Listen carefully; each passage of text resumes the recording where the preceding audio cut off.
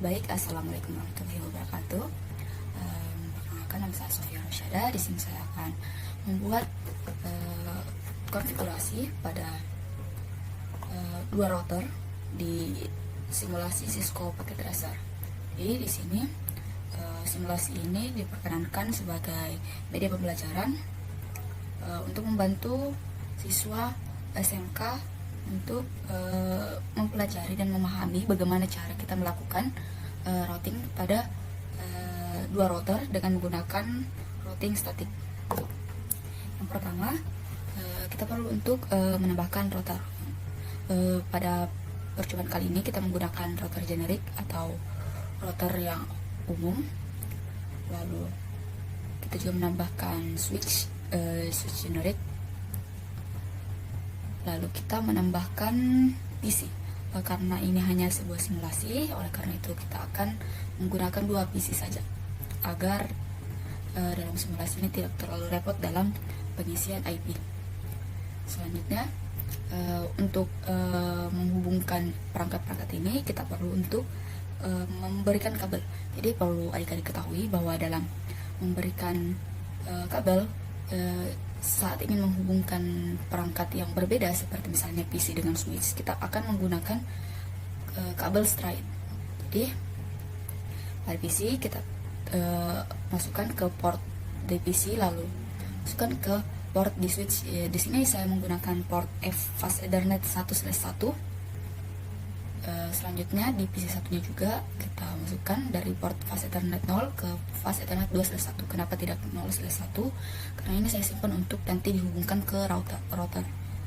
Lanjut, di PC di sebelah juga kita masukkan di port PC, lalu sambungkan ke switch, dan di switch kita masukkan ke port Fast Ethernet 1. Selanjutnya di PC satunya juga masukkan ke port Fast Ethernet 0, dan di switch masukkan di port Fast Ethernet 2/1. Selanjutnya, untuk menghubungkan switch dan router, di sini kita juga masih menggunakan kabel straight karena switch dan router adalah dua perangkat yang berbeda, sehingga kita perlu menggunakan kabel straight untuk menghubungkannya. Nah, di sini di switch saya menggunakan port Fast Ethernet 0/1. Lalu di router saya menggunakan Fast Ethernet 0/0 saja.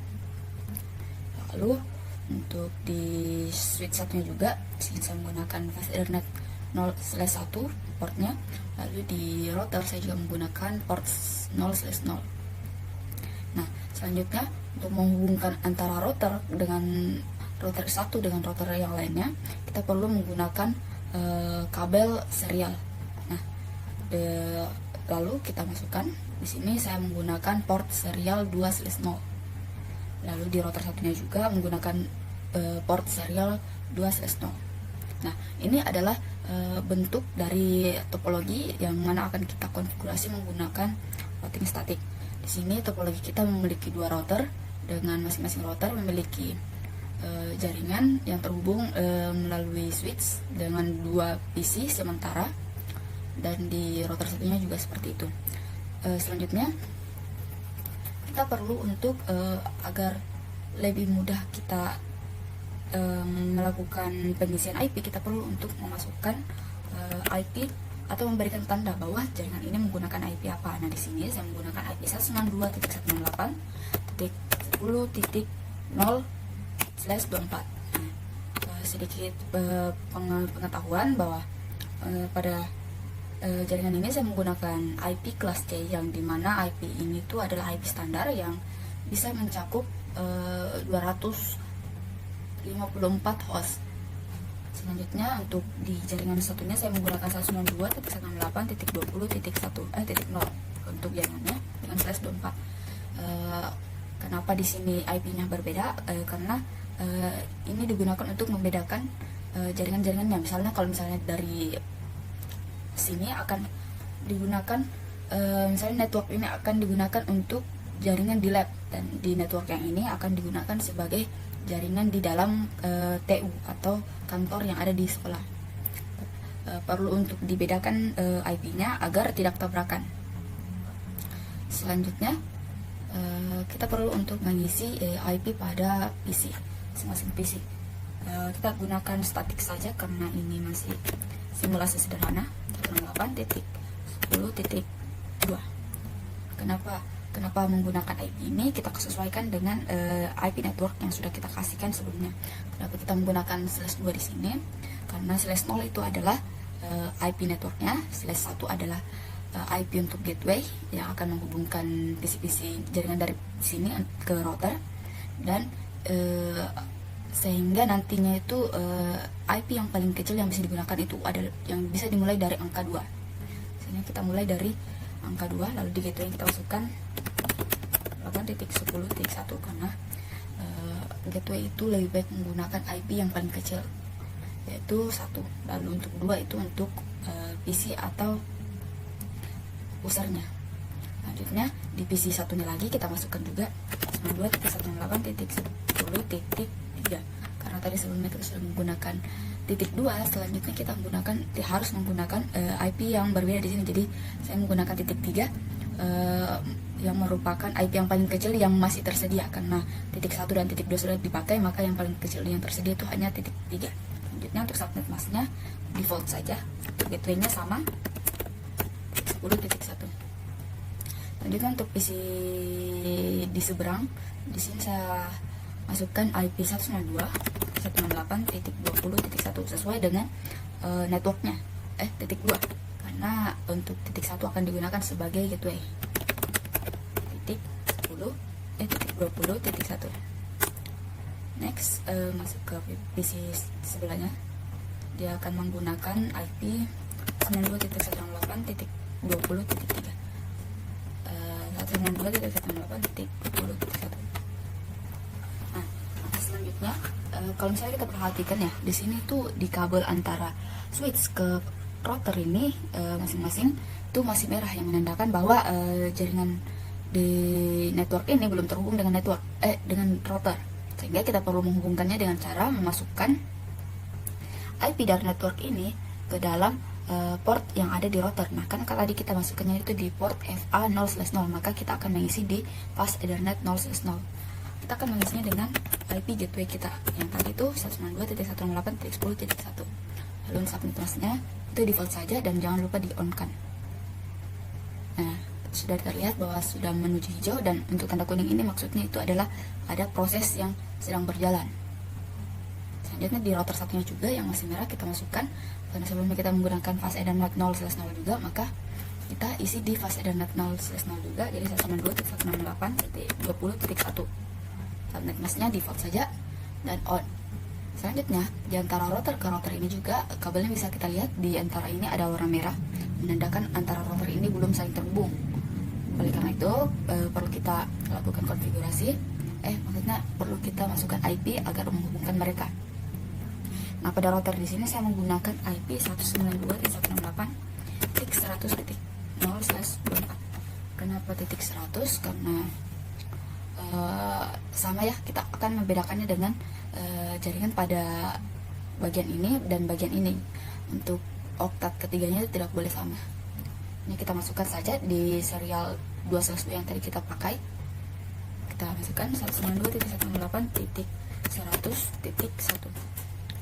Lalu kita on kan, dan di router satunya juga menggunakan serial 2/0, jadi 192.168.100.2.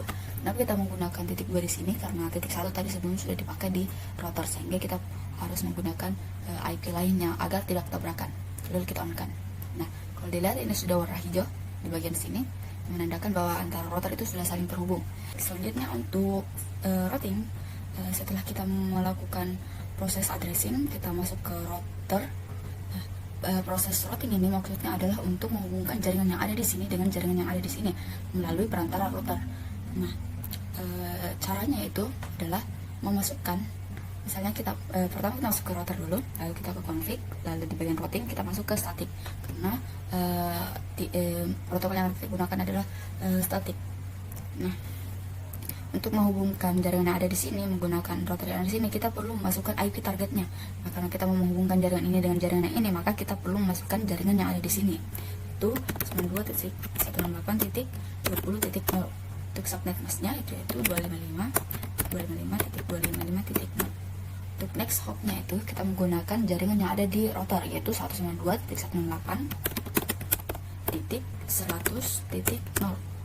Nah, lalu kita add di sini maksudnya adalah jaringan jaringan kita akan menuju target jaringan 192.168.20.0 dengan /24 via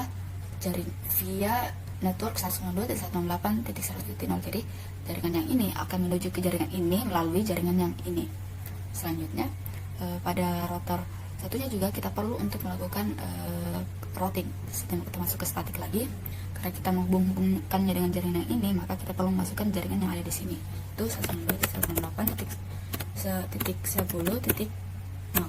Lalu masnya itu 255.255.255.0. Jadi kalau kita pakai 255.255.255.0 ini adalah subnet mask dari /24. Untuk next hopnya adalah 192.168.100.0.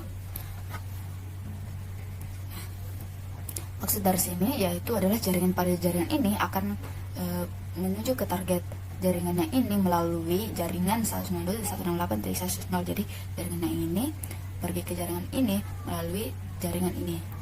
Selanjutnya untuk menguji apakah routing kita telah berhasil, kita perlu misalnya kita melakukan pengiriman PDU. Nah, kita dikirim dari komputer ini yang ada di jaringan ini ke komputer yang ada di sebelah. Pertama, dia akan berstatus failed. Jadi karena protokol ARP pada jaringan itu perlu untuk mengetahui MAC address dari jaringan, makanya dalam percobaan pertama saat kita mencoba melakukan testing itu biasanya selalu failed karena ARP belum mengetahui MAC address dari PC yang ada di sebelahnya. Jadi setelah dia melakukan satu kali testing dan setelah ARP sudah mengetahui MAC addressnya, maka jika routingnya berhasil maka hasilnya akan menjadi successful. Kita coba di PC satunya juga, ini juga sudah successful. Misalnya di sini ke sini sudah successful dan yang ke sini sudah successful. Mungkin itu saja routing statik yang kita pelajari pada pertemuan kali ini. Sekian dari saya. Wassalamualaikum warahmatullahi wabarakatuh.